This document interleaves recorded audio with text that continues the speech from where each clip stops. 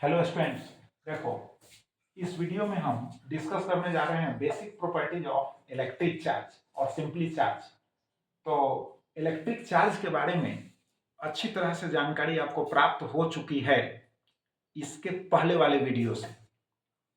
अब देखो फर्स्ट में क्या है, additivity of electric charge. Electric charges, additivity of electric charges. तो एडिटिविटी का मतलब हुआ एडिशन। एडिशन जो होता है इलेक्ट्रिक चार्जेस का, जो सिंपल अलजेब्रा का जो लॉ है, जो आप हाई स्कूल तक पढ़े हैं, उसी लॉ के तहत जो है हम चार्जेस को ऐड करते हैं और इसी एडिशन को हम कहते हैं एडिटिविटी ऑफ इलेक्ट्रिक चार्जेस। अब जैसे देखो, total charge on an extended body is the algebraic sum of charges in different parts of the body।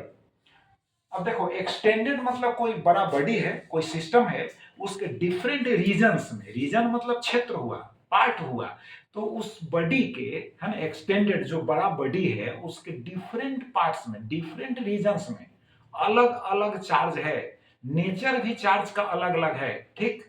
तो हम total charge on that body और ऑन दैट सिस्टम अगर फाइंड आउट करेंगे तो simple जो मेथड है अलजेब्रा का add करने का, उसी लॉ से, उसी मेथड से हम ऐड कर देंगे। लेकिन एक बात ध्यान देना है, प्लस माइनस है ना को कंसीडर करते हुए, कोई चार्ज पॉजिटिव है, कोई चार्ज नेगेटिव है, बात समझ गए ना, तो उसके साइन को कंसीडर करते हुए ऐड करना है।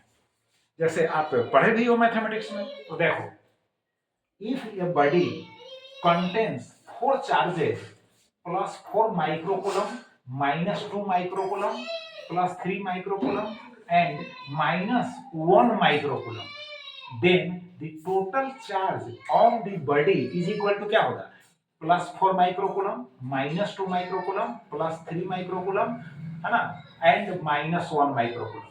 अब बोर्ड मास तो पढ़े हो ना यार, मैथमेटिक्स में बोर्ड मास। तो यहां पर एडिशन है, सब्ट्रैक्शन है, यानी जोड़ और घटाओ। तो पहले जोड़ उसके बाद घटाओ। तो देखो प्लस 4 माइक्रोकूलम है, अब प्लस 3 माइक्रोकूलम है, तो कितना हो जाएगा, प्लस 7 माइक्रोकूलम हो गया। अब माइनस 2 माइक्रोकूलम है, माइनस 1 माइक्रोकूलम है, तो कितना हो जाएगा, माइनस 3 माइक्रोकूलम हो जाएगा।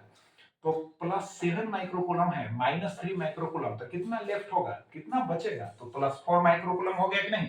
तो टोटल चार्ज फाइंड आउट हो गया प्लस 4 माइक्रोकूलम। तो यह जो टोटल चार्ज प्राप्त हुआ है, फाइंड आउट हुआ है, ये तो अलजेब्रा का जो मेथड है ऐड करने का, जैसे नंबर सिस्टम में पढ़ा होगा, है ना, उसी लॉ को, उसी मेथड को यहां पर यूज कर दिए। तो this is called additivity of electric charge. Clear हो गया। अब देखो एक क्वेश्चन है, नाइस क्वेश्चन है। A system has two charges Q A, charge को हम क्यू से रिप्रेजेंट करते हैं। अब कैपिटल लेटर हो सकता है और स्मॉल लेटर भी हो सकता है।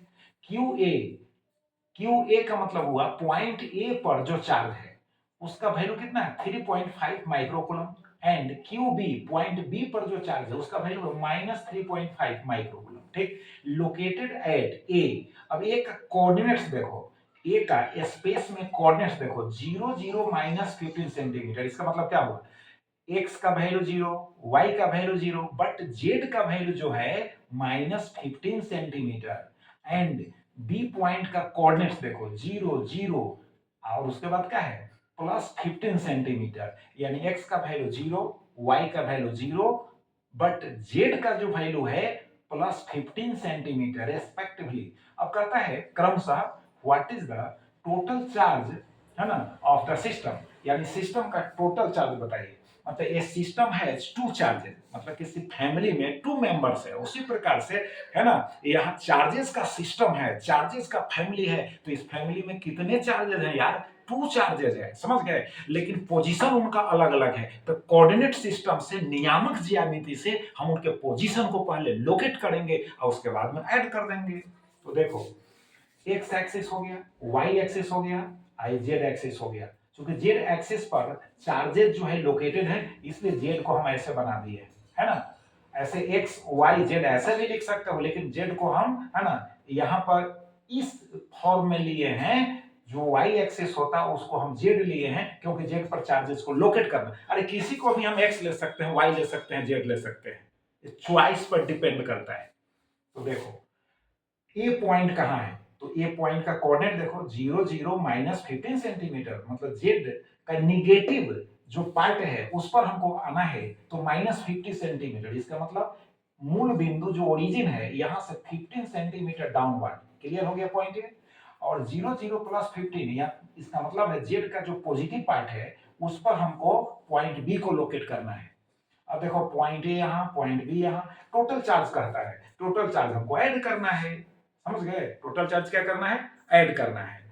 उसके लोकेशन से हमको कोई लेना देना नहीं है, बात समझ गए, ऐड करना है। तो ऐड करोगे तो क्या करोगे, 3.5 माइक्रो कूलम है, तो माइक्रो का मतलब होता है 10 to the power minus 6 coulomb, जैसे हम सब पढ़ा चुके हैं, milli coulomb, micro coulomb, nano coulomb, pico coulomb सब समझा चुके हैं।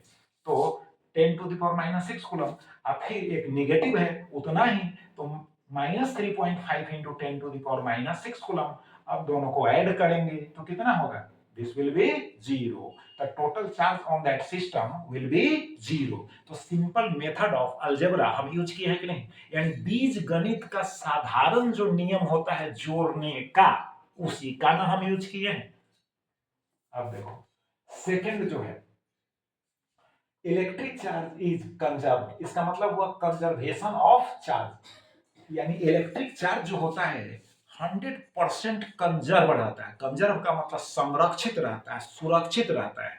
तो according to the law of conservation of charge, जैसे according to the law of conservation of energy होता है, 11th क्लास में पढ़ा, the conservation of energy, the conservation of linear momentum, the conservation of angular momentum. तो similarly जो है यहां पर है कंजर्वेशन ऑफ चार्ज है। तो according to the law of conservation of charge, the net electric charge, net का मतलब total, in an isolated system remains constant. अब आइसोलेटेड सिस्टम में वो नया वर्ड आ गया है ना, तो आइसोलेटेड सिस्टम का मतलब है कि बाहर से ऐसा सिस्टम, ऐसा फैमिली चार्जेस का, समझ गए, जो बाहर वाले चार्जेस से अफेक्टेड नहीं होता है, यानी बाहर में जो चार्ज है उसका प्रभाव जो है इस फैमिली पर नहीं होता है, इस सिस्टम पर नहीं होता है। तो इस सिस्टम को हम कहेंगे आइसोलेटेड सिस्टम।